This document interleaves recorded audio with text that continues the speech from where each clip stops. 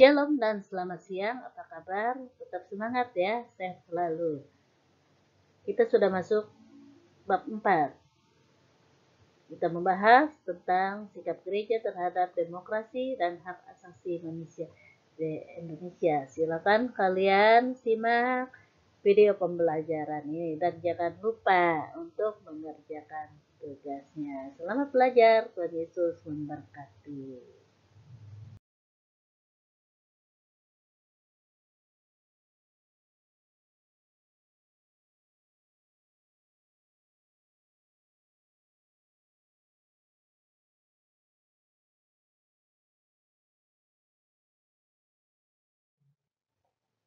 Adapun tujuan yang ingin dicapai, yang pertama, kalian mampu menganalisis kasus pelanggaran terhadap hak asasi manusia serta memberikan penilaian kritis atasnya sebagai remaja Kristen.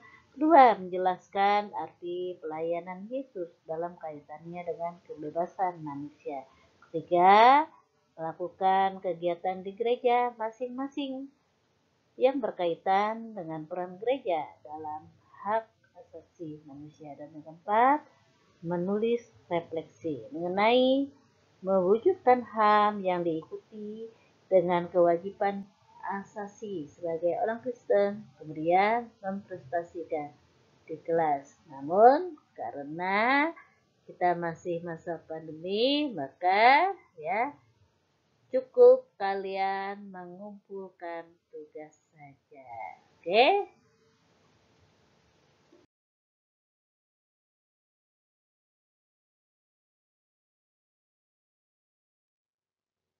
Sekarang kita akan memasuki pembelajaran, namun sebelumnya silakan kalian berdoa secara pribadi. Silakan.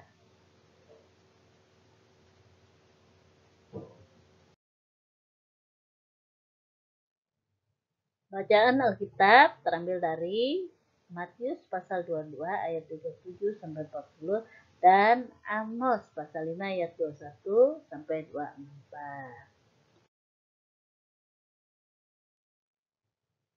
Kita awali dengan mengantar. Pelajaran ini merupakan bagian akhir dan puncak dari 3 bab sebelumnya mengenai demokrasi dan hak asasi manusia. Pembahasan bab 4 untuk mempelajari mengenai sikap gereja terhadap demokrasi dan HAM. Bukan hanya sikap gereja sebagai institusi atau lembaga, tetapi sebagai persekutuan di mana remaja Kristen menjadi bagian dari gereja itu sendiri.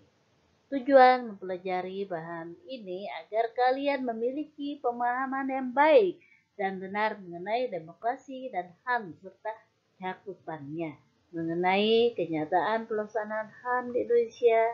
Dengan demikian kalian memiliki kesadaran penuh bahwa tiap orang Kristen terpanggil untuk secara proaktif mewujudkan demokrasi dan HAM dalam kehidupan. HAM menurut Alkitab. Pembahasan mengenai demokrasi dan HAM dalam Alkitab akan mengarahkan kalian untuk memahami prinsip-prinsip teologis mengenai demokrasi dan HAM. Pilihan pada Injil Matius dan Kitab Amos berdasarkan pertimbangan. Yang pertama, Injil Matius pasal 22 ayat 37 sampai 40 menulis mengenai kasih, di mana hukum ini merupakan hukum yang terpenting bagi orang Kristen, bahwa hubungan manusia dengan Allah tidak terlepas dari hubungan manusia dengan sesama. Demikian pula sebaliknya, hubungan manusia dengan manusia tidak terlepas dari hubungannya dengan Allah. Dalam kaitannya dengan kasih, manusia tidak dapat mengasihi Allah jika tidak mengasihi sesamanya. Begitu juga sebaliknya, jika manusia tidak mengasihi sesamanya, ia juga tidak dapat mengasihi Allah.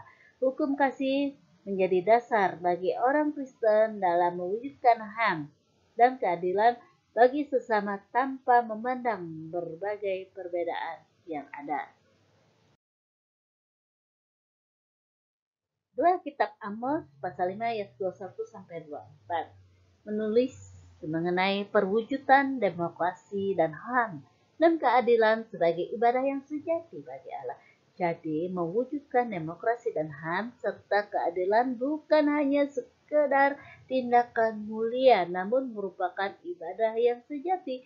Manusia tidak dapat memisahkan antara ibadah formal dengan sikap hidup. Melalui penjelasan ini diharapkan kalian memiliki pemahaman yang mendalam mengenai esensi iman Kristen, bahwa ibadah bukan hanya melakukan ibadah formal seperti berdoa, membaca Alkitab, menghadiri kebaktian dan ibadah lainnya, melainkan juga menyangkut sikap hidup sehari-hari yang konsisten dalam menjalankan perintah Allah. Memandang demokrasi dan HAM sebagai tanggung jawab bersama warga negara dan warga gereja. Puisi yang tercantum di buku siswa halaman 52-53 adalah tulisan W.S. Rendra. Ia seorang penyair terkemuka di Indonesia.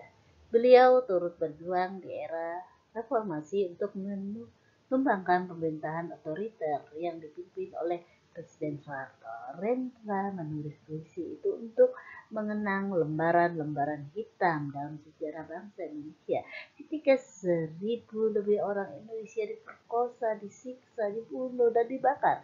Pada waktu itu, orang-orang Indonesia keturunan Tionghoa dan orang Kristen telah menjadi sasaran kekerasan yang amat keji. Peristiwa itu telah menorehkan lembaran hitam dalam perjalanan HAM di Indonesia.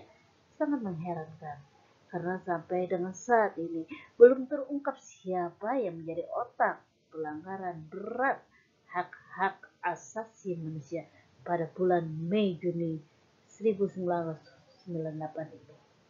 Mereka yang diadili dan dijatuhi hukuman barulah prajurit-prajurit kecil pelaksana di lapangan. Karena itu, vonis yang diberikan pun hanya sebatas pemecatan dan hukuman penjara untuk para pelaku penembakan di Universitas Trisakti dan Senani. Nah, sekarang bagaimana dengan praktik gereja di Indonesia sehubungan dengan HAM? Ignaz Kleden, seorang sosiolog Indonesia, mengajukan pertanyaan-pertanyaan berikut sebagai tugas. Silakan kalian respon 7 pertanyaan di bawah ini berdasarkan pemahamanmu. Pertama, bagaimana masalah hak asasi manusia dipandang dari segi kegerejaan? 2. Apakah persoalan hak asasi manusia cukup dikenal dalam kalangan umat gereja? 3. Kalau ada pengetahuan mengenai hak asasi manusia, sejauh mana pimpinan dan umat gereja melibatkan diri dalam perjuangan untuk hak asasi manusia? 4. Kalau ada keterlibatan dalam perjuangan itu, apakah partisipasi gereja itu semata-mata karena desakan politis atau karena keyakinan keagamaan?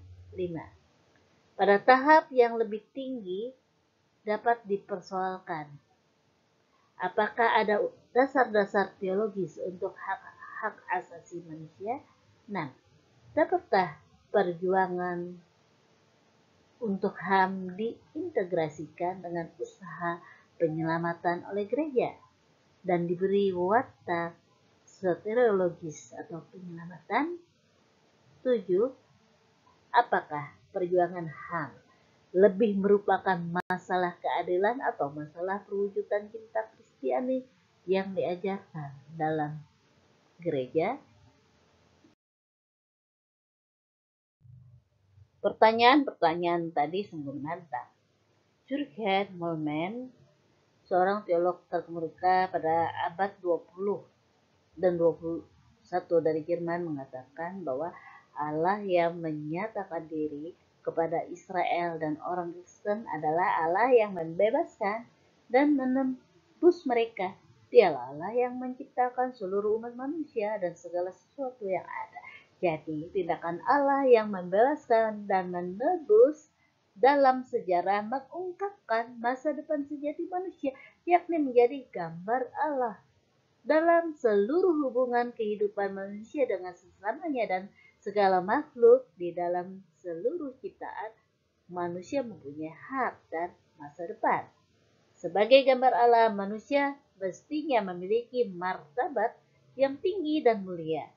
Hak-hak asasi manusia tidak boleh dirampas dan diinjak-injak. Merampas dan menginjak-injak hak-hak asasi manusia berarti menghina dan melecehkan Sang Penciptanya sendiri, atau seperti yang dikatakan oleh Ignaz Kleden.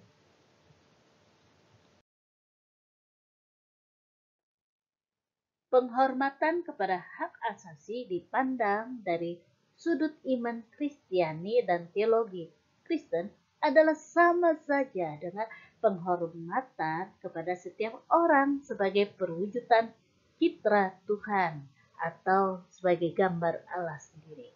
Pelecehan terhadap hak asasi adalah pelecehan terhadap citra Tuhan, yaitu citra yang menurut kepercayaan Kristen terdapat dalam diri setiap orang, apakah dia dibaptis atau tidak dibaptis.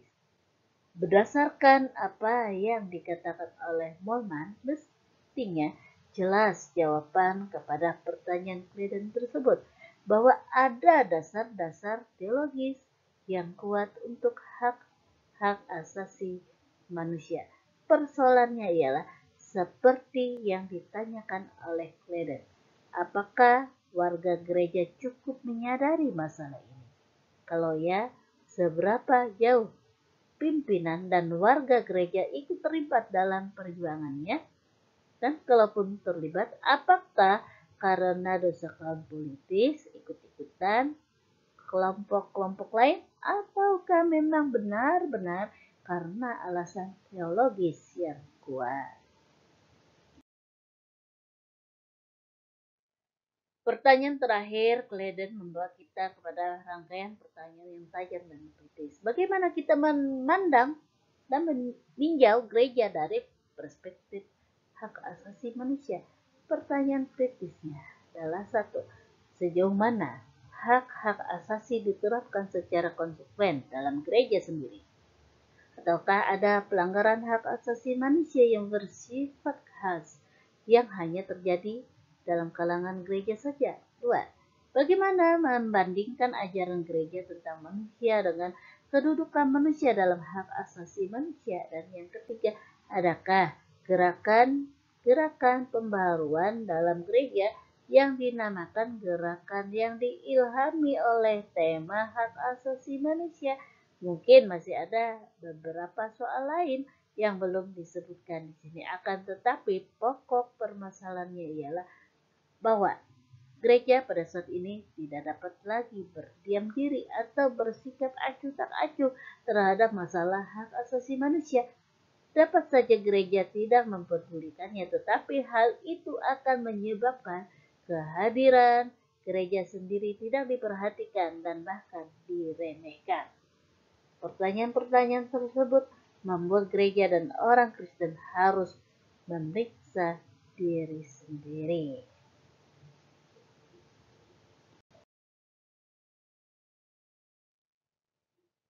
Dalam bab yang lalu kita sudah mencatat berbagai pelanggaran hak asasi manusia. Namun, seperti yang ditanyakan oleh Kleden tadi, seberapa jauh orang Kristen telah mempraktikkan hak asasi manusia di dalam lingkungannya sendiri?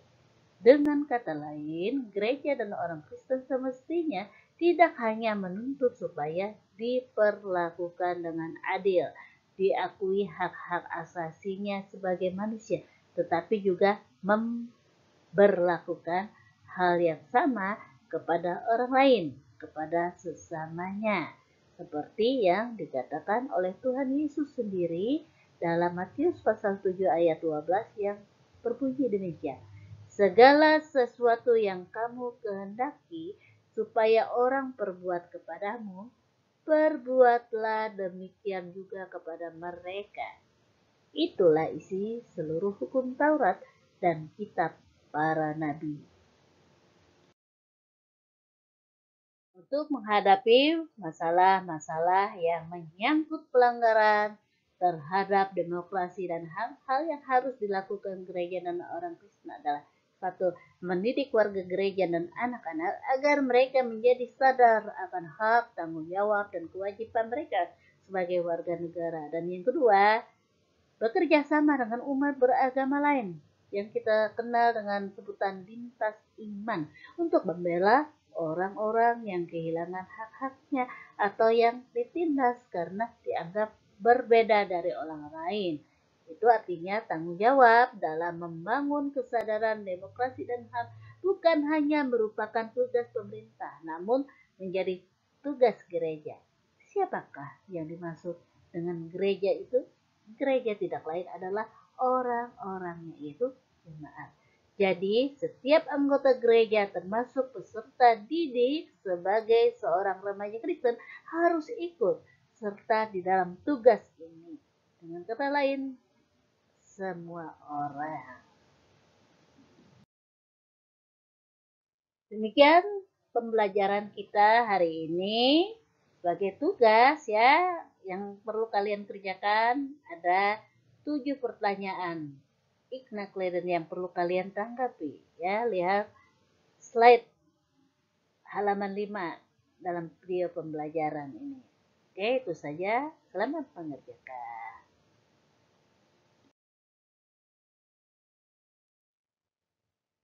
Untuk pertemuan Jumat yang akan datang tanggal 23 Oktober kita masih membahas kelanjutan bab 4 bagaimana dengan gereja kita sendiri dan gereja politik dan demokrasi, bagaimana sikap Yesus menyangkut politik.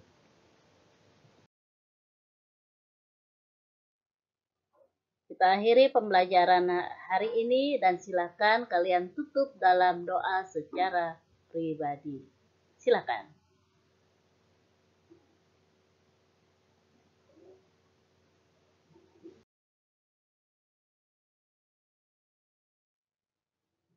Kata ucapkan sampai jumpa lagi. Salam sehat dan tetap semangat. Terima kasih atas perhatiannya. Tuhan Yesus memberkati. Dadah.